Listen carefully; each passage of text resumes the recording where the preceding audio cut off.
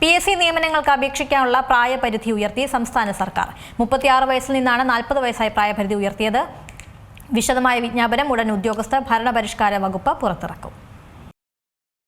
സർക്കാർ ജോലി എന്ന സ്വപ്നത്തിന് പ്രായം തടസ്സമായി നിന്ന ലക്ഷക്കണക്കിന് ഉദ്യോഗാർത്ഥികൾക്ക് ആശ്വാസമാവുകയാണ് സംസ്ഥാന സർക്കാർ തീരുമാനം. PSC നിയമനത്തിന് അപേക്ഷിക്കാനുള്ള പ്രായപരിധി 36-ൽ നിന്ന് 40 ചൊവ്വാഴ്ച ചേർന്ന മന്ത്രിസഭാ യോഗം തീരുമാനിച്ചു.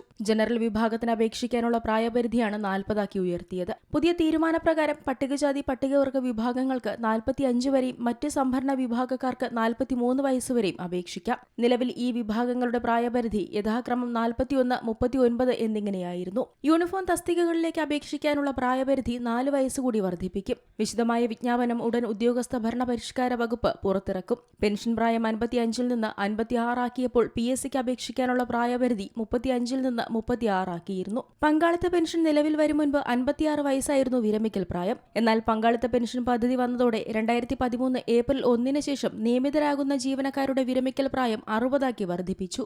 ഇതിനാനുപാതികമായാണ് അപേക്ഷിക്കാനുള്ള പ്രായപരിധിയും ഉയർത്തിയത്.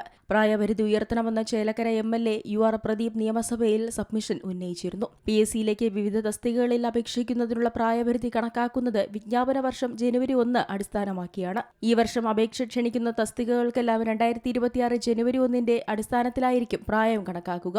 അതായത് തസ്തികകളിൽ 18 വയസ്സ് മുതൽ 40 വരെയാണ് പ്രായപരിധിയെങ്കിൽ ജനുവരി 1-ന് 18 വയസ്സ് തികയുകയും 40 വയസ്സ് തികയാനും പാടില്ല. News desk Zee Malayalam news.